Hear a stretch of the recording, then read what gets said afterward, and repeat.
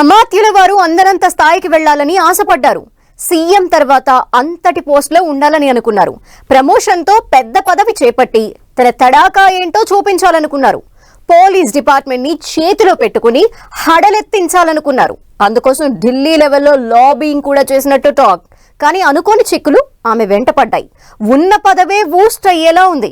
హోంమంత్రి కావాలని కలలు కంటే కాంట్రవర్సీ కామెంట్స్ తో అసలుకే ఎసరు వచ్చిందా? ప్రమోషన్ వస్తుందనుకుంటే ఇలా అయ్యిందేంటని తలపట్టుకుంటున్నారా? ఎవరా మంత్రి? ఏమనుకుంటే ఏమైంది?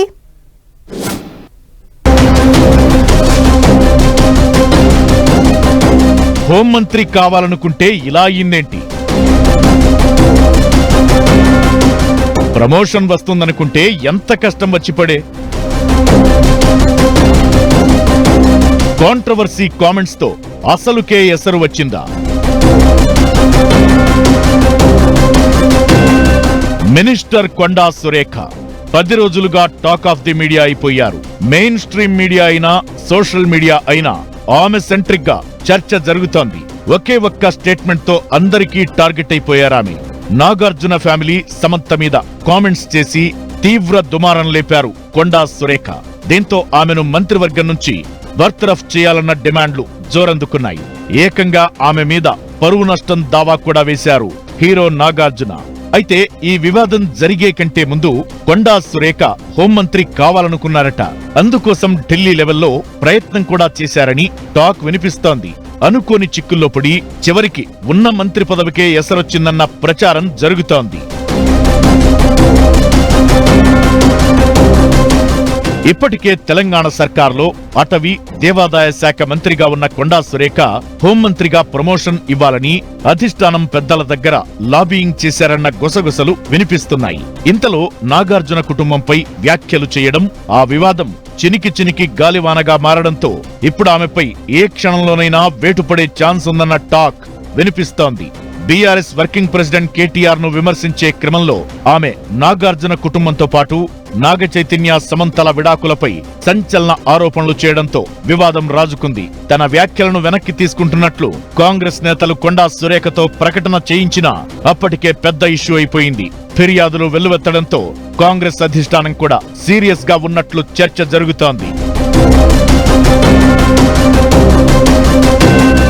కొండా సురేఖ వ్యాఖ్యల వివాదం నేపథ్యంలో కాంగ్రెస్ పార్టీలో ఓ ఆసక్తికరమైన అంశంపై చర్చ జరుగుతోంది. ప్రస్తుతం అటవీ దేవాదాయ శాఖ మంత్రిగా ఉన్న కొండా సురేఖ ప్రమోషన్ కోరుకున్నారట. తాను తెలంగాణకు హోంమంత్రి కావాలని ఆమె ఆశపడ్డట్లు పార్టీ వర్గాలు చెబుతున్నాయి. ప్రమోషన్ ఇచ్చి హోంమంత్రి పదవి కట్టబెట్టాలని కాంగ్రెస్ అధిష్టానం దగ్గర లాబియింగ్ కూడా చేశారట కొండా సురేఖ. తెలంగాణ కాంగ్రెస్ వ్యవహారాల ఇన్ఛార్జ్ దీపాదాస్ మున్షితో పాటు ఏఐసిసి ప్రధాన కార్యదర్శి కేసీ వేణుగోపాల్ ను కలిసిన సందర్భంలో తన మనసులో మాట చెప్పి విజ్ఞప్తి చేశారని అంటున్నారు.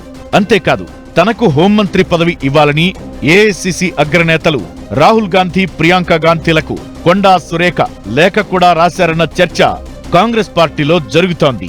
అందుకే మంత్రివర్గ విస్తరణలో తనకు ఖచ్చితంగా హోంమంత్రిగా ప్రమోషన్ వస్తుందని గంపెడాశతో ఉన్న ఆమె ఇప్పుడు గందరగోళంలో పడిపోయారని చర్చించుకుంటున్నారు హస్తం నేతలు.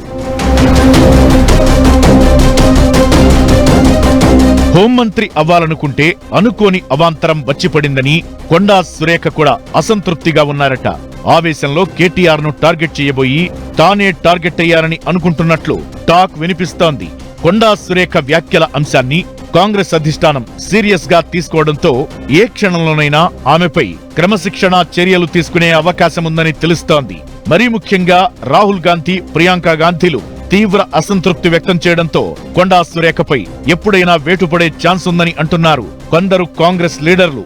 ఉన్న శాఖ కంటే కాస్త పెద్ద శాఖైన హోంమంత్రి కావాలనుకుంటే ఉన్న పదవి కూడా పోయేలా ఉందని కొండా సురేఖ తన సన్నిహితుల దగ్గర వాపోతున్నట్లు గుసగుసలు వినిపిస్తున్నాయి.